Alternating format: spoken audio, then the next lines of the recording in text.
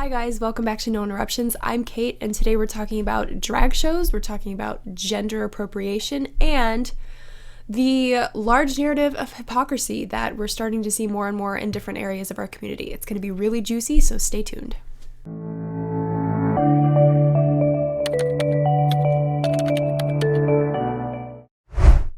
So first of all, I just want to clarify that typically when people talk about drag shows, and they tend to be more on the conservative side, you think that they're going to talk about a certain aspect, and that is sexualization of children.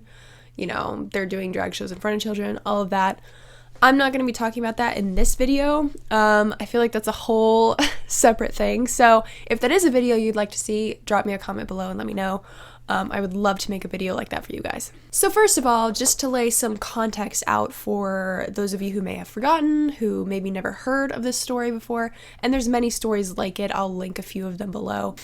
There was this girl in high school, I think this might have been like a couple years ago, I don't know. Honestly, the last 4 years have been kind of a blur. So somewhere in that range, there was a story about this girl who's in high school, and she was going to her high school prom.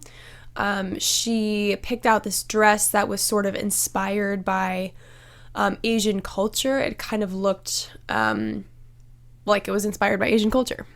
Anyway, she went to prom in this dress, and people lost. And by people, I mean people on the left.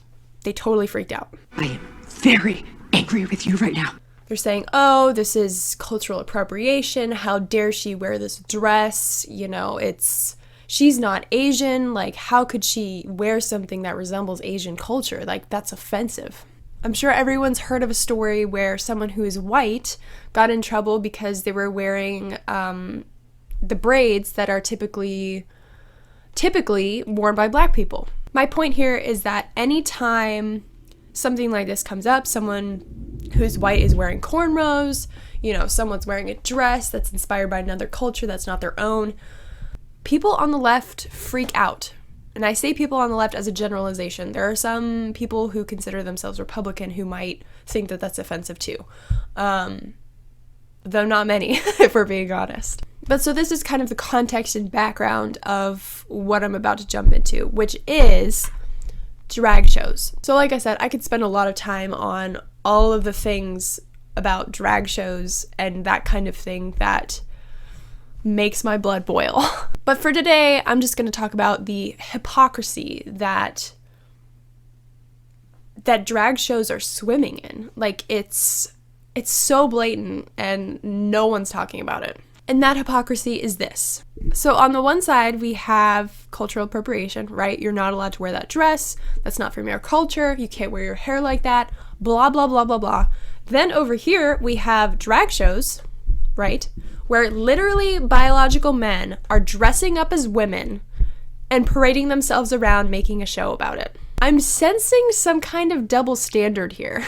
You literally have a biological man taking stereotypical features from a woman and dressing up using those features to make himself look like a woman. Okay, that is way more blatant than wearing a dress that is inspired by Asian culture because you think it's cool. Just a little PSA for everyone. Womanhood is not a costume that can be put on.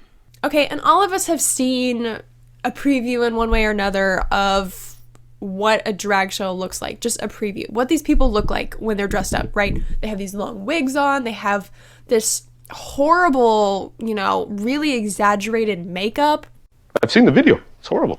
They've got these body shapers on that gives them like big boobs and like huge hips, and it sucks in their middle part, right? All of these really stereotypical womanly features, okay? And they're dressing up like this, and people think it's great, right? People on the left, they think it's great, they think it's empowering, they think, you know, if you identify with women, why shouldn't you dress like that? Why shouldn't you, you know, make a show about the things you like? Meanwhile, I can't wear cornrows because I'm white?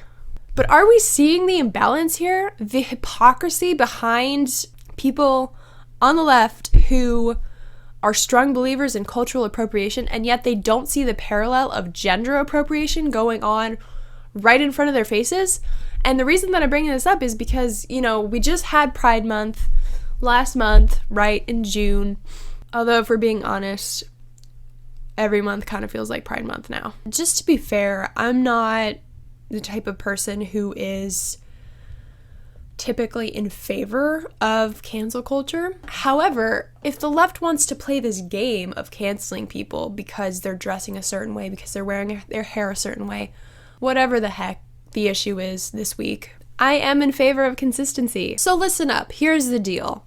If you want to make a big deal about people wearing their hair a certain way, wearing a dress that they like from a culture that they think is awesome, if you believe all of that and you're in support of these drag shows where people are, in my opinion, making fun of the way women look stereotypically, you're creating a double standard for people you're in support of, the LGBTQ community, and people you're not in support of, literally everyone else.